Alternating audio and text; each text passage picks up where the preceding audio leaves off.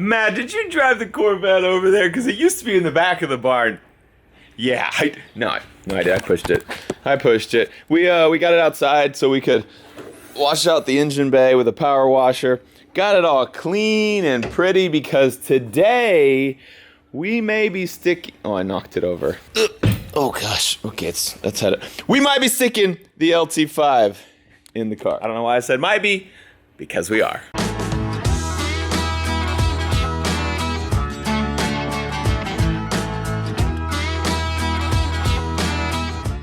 This is an LT5 engine. For those who want to know everything about this engine and what makes it special, especially what makes it special over that LT5 engine, go to part 5 of the Rebuilding a ZR1 Corvette series because we really talk about it in detail. Basically, LT5 engines came in the ZR1. This right here is a 1990 ZR1 Corvette. A lot of special features. This was a very special car, and the LT5 was a super special engine.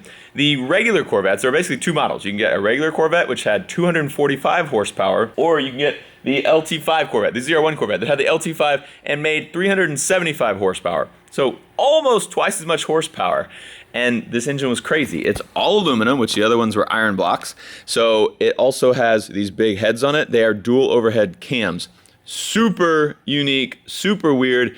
Made this car super special back in the C4 generation. And we have one, but it was flooded. So it was really a junker. And I got it for a really junker price, which is great. I've always wanted a C4 ZR1, but they were always kind of spendy. So we got a really cheap one, and I'm building it up, not stock at all.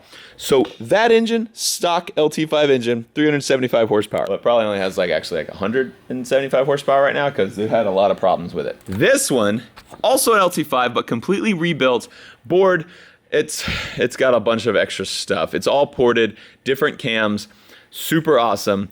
And it makes around 600 horsepower, which is gonna wake this thing up big time. We have it all assembled now on the front. We put the alternator, actually, that came out of this one. Someone had tried to start working on this, put a pretty new alternator on there. So got an alternator hooked up, new water pump, new pulleys. We're gonna start hooking some things to the engine today so that we can set it in the car.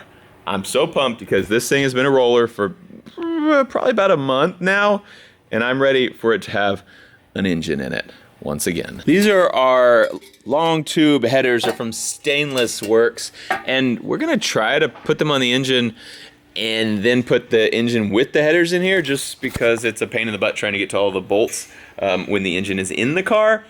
We may end up putting all the headers on and all the bolts on and the gaskets and everything, realize it doesn't fit and have to take them all off, but we're gonna give it a shot. So first things first, headers on the LT5.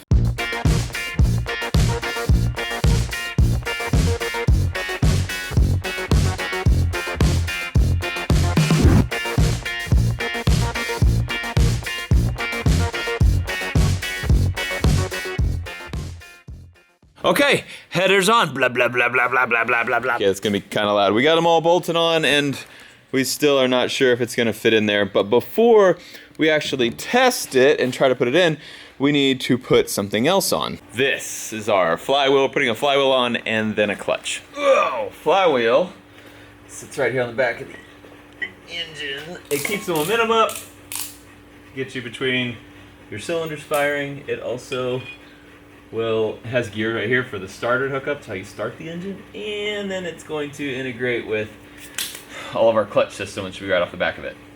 So I'm gonna get this bolted up real quick. I'll be right back. Flywheel is hooked up, all bolted on. So the flywheel spins at the exact same RPM as the engine. When the engine is on, the flywheel is spinning. So these are our dual clutch system here. This clutch plate here spins with whatever the transmission is doing. You can see it has this gear here. And so when you jam it into this, friction on this will make the spinning engine spin the transmission. So, and what we have here is dual clutch. So you can see we have this clutch plate, we have that floater plate in between, and another clutch plate. So you have the friction of one plus the other. So you have twice as much friction, which will make it grab way harder. Totally. So now we take this, bolt it all up to here, and our engine has a clutch on it. We have our first clutch disc installed with our floater plate. So now we install this one, which looks super cool. with our pressure plate, and it will all be bolted up and done. It is on. Now we can see if it fits and possibly have to take off our headers. We're putting an engine in. We're putting an engine in.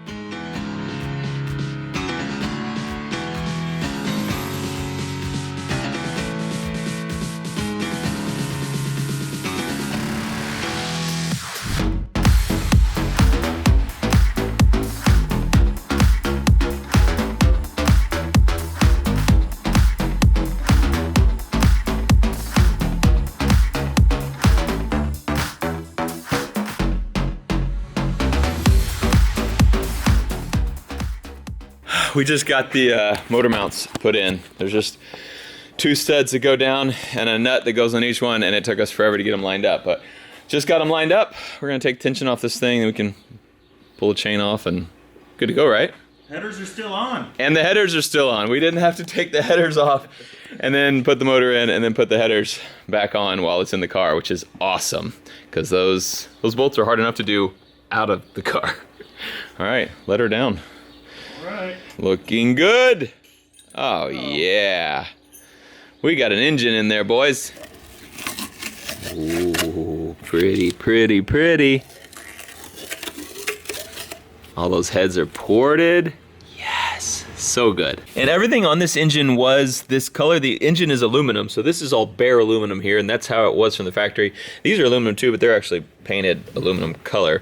And then the intake and all the rails and housing and everything here was all aluminum colored as well. It was a big aluminum colored engine. We wanted to add a little flair to it, so we painted them all with this wrinkle red color. So I think it looks super cool, kind of a little Ferrari-ish, because they always had that kind of wrinkly red paint on the top of their engine. So I got this thing all painted up. Need to pull the tape off of it, and then we can start installing everything.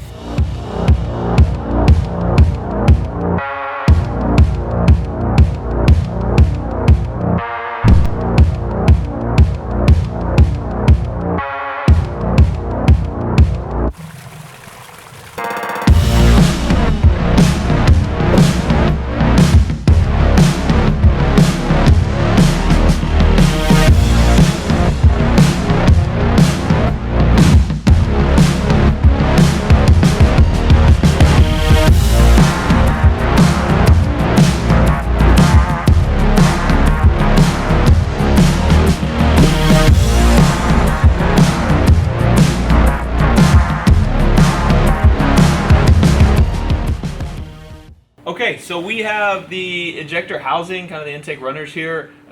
Just they're the bottom of the intake manifold. We have those bolted on. I got the injectors all put on their fuel rails here. I got these little water pipes. This is just comes off both sides. They just carry water up to the front there. Those are all painted, and the only other thing we need to throw on the top, that made it seem really simple. There's actually a lot more things, but the main other thing was this thing, but we kind of messed it up, so I'm gonna repaint it before we stick it on there. But this will go on like that, and once I put that on there, I kind of decided I don't really like that red color. It's not as red as I was hoping. It kind of has an orange tint to it, and it is all the wrinkle. You can see it's wrinkled, which looks really cool and kind of gives it an exotic look, but it's a little bit orange, and these by themselves look pretty good. That looks pretty good, but this one, since it's such a big area, and it will say, there's gonna be wording on here and some other colors. It says, you can kind of see it right there. It says 4-cam 32 valve right there. So it'll look really cool on both sides. So it'll give it a little more contrast, but I'm not loving the color. So I think since we have to repaint it anyway, since we messed it up over here, I think we're gonna paint just this black. So we'll still have some red accents down here. This will all be black, which will look far from stock because it used to be this color all over everything, that aluminum color. So I think that's what we'll do. Take it off, repaint it, paint it black, make it look really unique. But that is pretty much what it will look like, at least right there. Still a lot of things that need to go right there. Bill. Hannah, Santa hat. Dunce cap. Hat. Hat. Camouflage. Birthday. Birthday party. Party hat. Party hat. Quarantine, right? That was a little app you download and you can connect with other people and play like charades and just like family party games, which we normally would do in person. That was Meredith's family on the phone, but now we're doing it over the phone because of quarantine. We're trying to follow the rules, but this is so lame. It's not the same. So I guess since we're just, quarantining a lot now, I have a lot more time for this thing. God, it's looking good. So I think I've made the executive decision to, man, that looks really good, actually. Maybe we just need that top one to be silver and just these red accents down here. I don't know. I think I'm going to do black. I'm not sure. I just went and power washed this and got all of the junk out of here. We had put clay down in there because the thought was stuff it with clay, paint it, and then when you peel out the clay, it would leave all that. But turns out when you peel out the clay, it came with all the paint around it too. So it looked terrible. So I power washed it, took off a lot more than needed to. So I think I need to sand it down a little bit, paint it again, maybe wrinkle paint it again. I don't know. I might just need to get some like paint thinner and just start over fresh. That's what the intake plenum looks like. And this is the natural color. It's really not as light as the other stuff. It was kind of a darker aluminum color. So I think it'll look a lot better if it was black. And then what color for this? Maybe red in there. Just like get a little brush and hand paint it red in there. What do you think? Comment below. But that kind of orangey color, I wish it was more red. That is red. And then that's orangey behind it. Wow, it looks really orange. When you focus on this, the camera is like, yep, that's red. And it's like, whoa, that's orange. And I don't love it. So I'm thinking black. This Corvette video is probably part 6. I can't really remember because I don't have my phone on me. The kids are talking to their cousins on the phone. Quarantine. I think this is part 6, though, of rebuilding the ZR1. I would guess if this is part 6, I bet we'll be totally done with this car in 10 parts. So only 4 more parts, and I bet we're done. We have like another engine building, like all the hooking up everything, all the stuff in the front.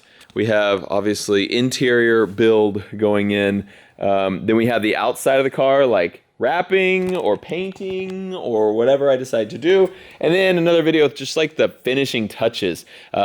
Wheels, tires. I have a few secrets I'm gonna do with this car that you're really gonna like. I think 10 total episodes of rebuilding this flooded out ZR1, and it will be a romper stomper, and I will have this project completed, which I'm pumped about. This project, let me tell you about the old C6 convertible. I'd asked you guys about what I should do to this car, and I actually think I've made up my mind. I think we're gonna leave it mostly like this because Cletus has rescheduled Cletus in Cars Florida to May. So we were gonna go actually like now. There was supposed to be one scheduled, but with quarantine and everything, it got canceled. But I still wanna do a burnout. So he actually moved it to May. Assuming the quarantine stuff has lightened up by then, we're going. If it hasn't, I don't know. But we're gonna leave this thing mostly unchanged. I need to do a few things, need to do some exhaust work. I need to do some other like cool little things that I wanna do to make this thing awesome, but we're not going bananas yet. We're not going ham yet with this thing. I wanna get like a regular burnout competition under my belt so I kinda know what to expect and kinda know what I wanna do this car before I put like a bunch of effort into it. So this is where we're starting. A base model C6 Corvette convertible and 400 horsepower. We did some things to it. I bought it super cheap, if you don't remember, because it didn't really run. Easy fix, got it running. That thing is going to be super awesome. And then, after we get that one burnout competition under our belt, we'll start making it really insane. I wanna go crazy. I've always wanted an LS, which is why I wanted to get that car so I can start learning about the LS engine. I had an LS in my Ultra 4, but it was like all done. Like I didn't have to do anything to it. So I now have an LS2 and it is stock, and I will hopefully make it far from stock. Way not stock very soon. Speaking of not stock, I am ready for this thing. I have missed my C4 and now I have a ZR1. And now we have a crazy amount of horsepower in it. This engine is gonna be so cool. The LT5 engine, now that I've like really spent some time like playing with it, it is such a cool engine. I'm just really stoked, and this car is going to be such a cool platform to have it in. So, very soon, the C4 ZR1 will be ripping up Central Texas streets. Maybe other streets in a town near you. Thanks for watching Demolition Wrench. I love you, and I'll see you next time.